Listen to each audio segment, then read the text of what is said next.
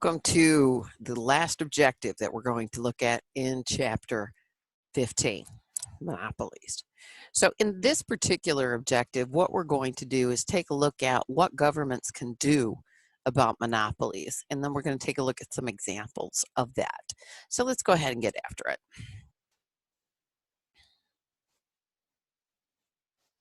Okay, so remember, just some key things to remember, that in a monopoly, we're going to produce where marginal revenue equals marginal cost, and that's going to be where our profit is maximized. We can engage in price discrimination. I'll just put PD for price discrimination. And if we do that, then the monopolist absorbs all of consumer surplus and deadweight loss.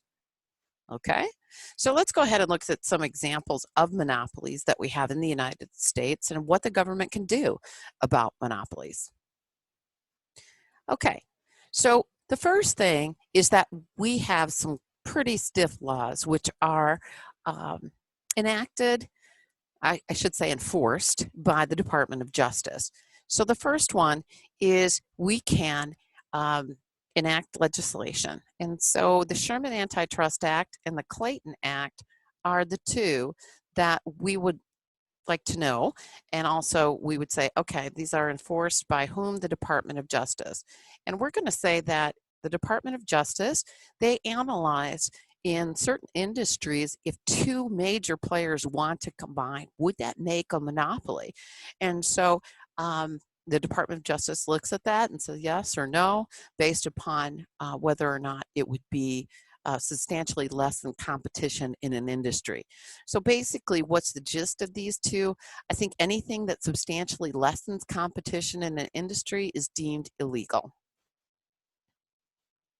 Okay, so regulation is the first thing that we can do, and a regulation would be where the government says you are now going to be a natural monopoly, and here we're going to set the monopolist price.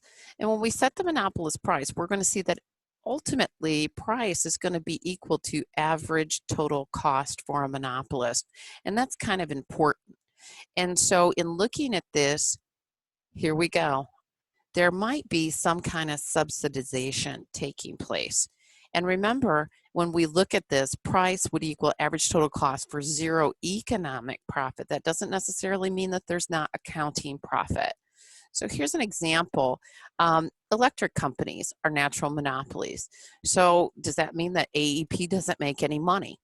Well, I pulled this up, and this is from Market Watch in March 20th.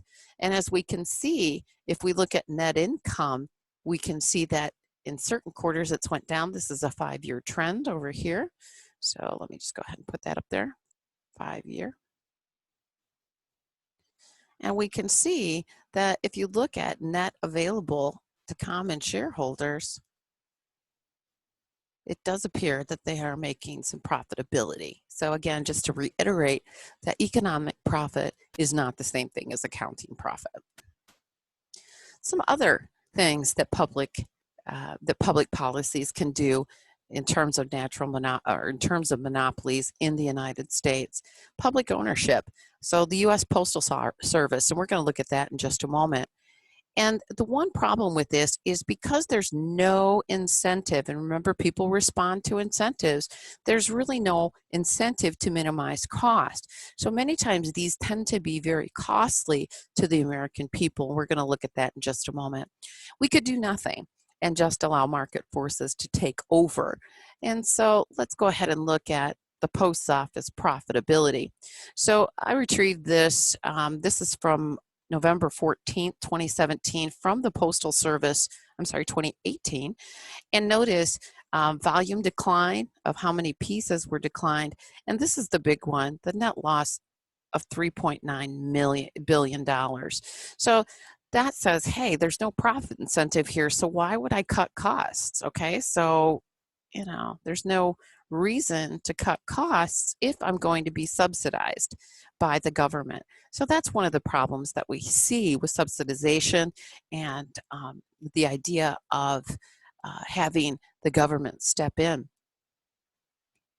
Okay, So prevalence of monopolies, pure monopolies are relatively rare, although many times we do see geographic monopolies. And that's something to kind of look out for. I would say that the cafe that is located at the college would be a geographic monopoly because individuals have to incur a pretty high opportunity cost to leave the college to get fresh prepared food. Okay. And again, so where does the market power kind of come from then if we don't have pure monopolies? And again, here's the idea, unique variety of a product. So if you're the only producer of that product, then you do kind of have a monopoly situation or a large market share. And there's some interesting articles which have been done by The Economist and some other publications which talk about things like Microsoft. Is Microsoft a monopoly? And what we find is Microsoft isn't really a monopoly, but people have made it into a monopoly. QWERTY is something that you'll run into in economics. QWERTY. I had to look at my keyboard there. And that's because of personal preferences. What's interesting when we look at these is that sometimes a better product will be out there, but because of people's reluctance to change, they won't change their product. And that's the QWERTY idea. We've had keyboards which are arranged alphabetically and never caught on because people have a big reluctance to change. Think about you and your iPhone, or if you've ever went from a Samsung device to an Apple device, the learning curve is really great. Okay. So again, looking at this, we know that monopolies will produce where marginal revenue and marginal cost meet, that price is greater than marginal revenue, and they may in there will be a deadweight loss because quantity equilibrium is not the same as the quantity where the monopolist would like to operate. However, if we have price discrimination, we said there's not a lot of pure price, perfect price discrimination out there, that the monopolist can capture that deadweight loss as profitability. Okay, that's the end of this objective and the end of chapter 15. So next time we're going to take a look at chapter 16, which is monopolistic competition. We're going to talk a little bit about that, how it looks different than the monopoly and the perfectly competitive market, although it does share some of the same characteristics of a monopoly, particularly if the product is highly differentiated.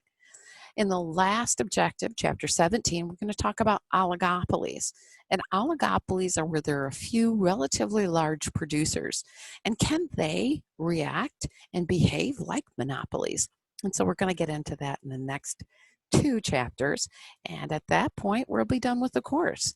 So thank you for your time, attention, and I look forward to seeing you in chapter 16. Thanks.